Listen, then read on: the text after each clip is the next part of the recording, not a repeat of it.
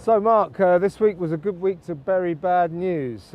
Two classic examples of extreme news management. One, MI5, on the day they conceded that they could have averted the Manchester bombing, guess what leaked out?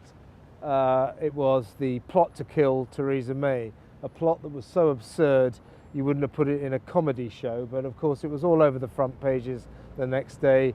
No sign of the Manchester bombing catastrophe. Coincidence, perhaps? No, yes, by an extraordinary coincidence, those two events unfolded at the same time.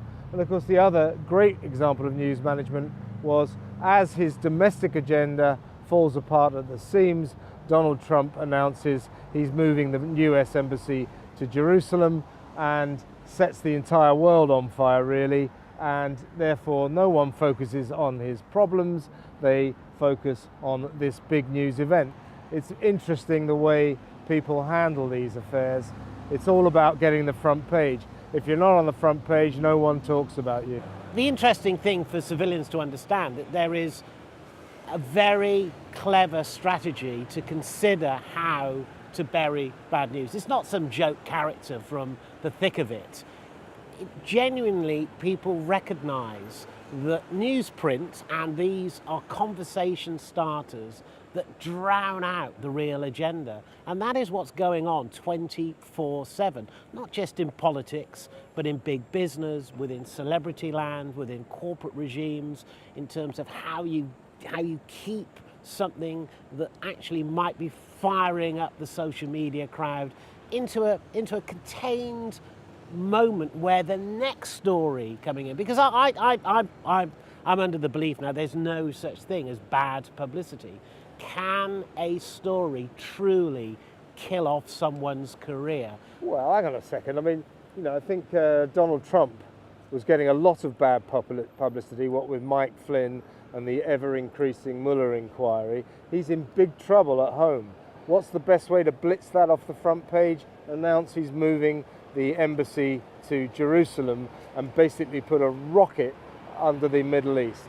So that was a classic case of bad publicity being replaced by what some would say was bad publicity, but he says is good publicity. Yeah, but we move into a whole different territory when it comes to Trump, because the bleating liberals on the coasts of America do not represent the rump of America. And I think you and I both discussed this earlier on, is that this is a two-term president.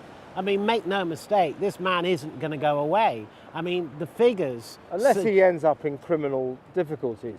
And he's clearly rattled by the Mueller inquiry, he's rattled by the Mike Flynn situation, and he moved to take that off the front page by moving the embassy to Jerusalem, which is a drastic thing to do. And when you say there's no such thing as bad publicity, tell that to MI5. It isn't good publicity. We concede we could have averted the Manchester bombing. That is not good publicity. How do you get that off the front page? You leak to the papers a juvenile plot to kill Theresa May, which makes a very good headline. Story didn't amount to a hill. It's straight out of Bond. It's a Bourne Identity, isn't it? It's 24. No, it's straight out not of real. It's a comedy show. It was a ludicrous plot to kill Theresa May. It was a plot. Why? Let's think about it. Well, how are they going to do it? I'll tell you how they're going to do it. They're going to bomb up the security gates of Downing Street, run down Downing Street to number 10, where they were pretty convinced they'd probably encounter Theresa May, presumably in her dressing gown, getting the milk in, and then they were going to shank her.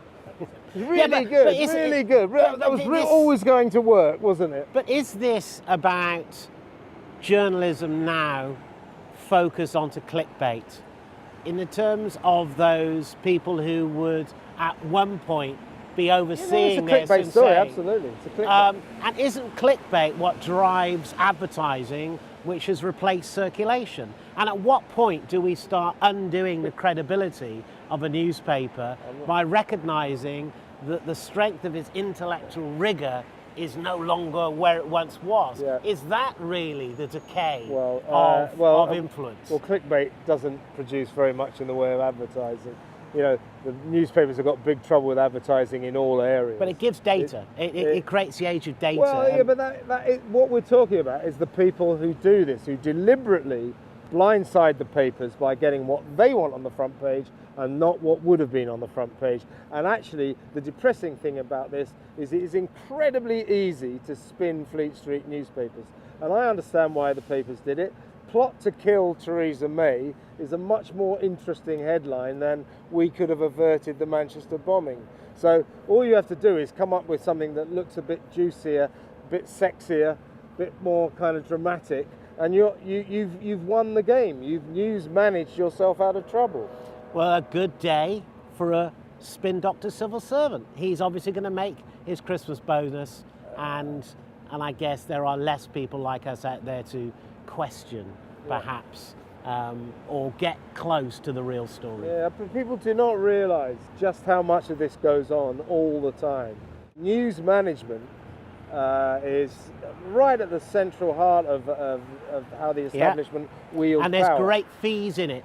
Yeah, being on my side of the fence, there is perhaps a lot more money in spinning the press than that has ever been before. So, good day for me, Kev. Yeah. Well, some of us are winning. That'll do for that, I think.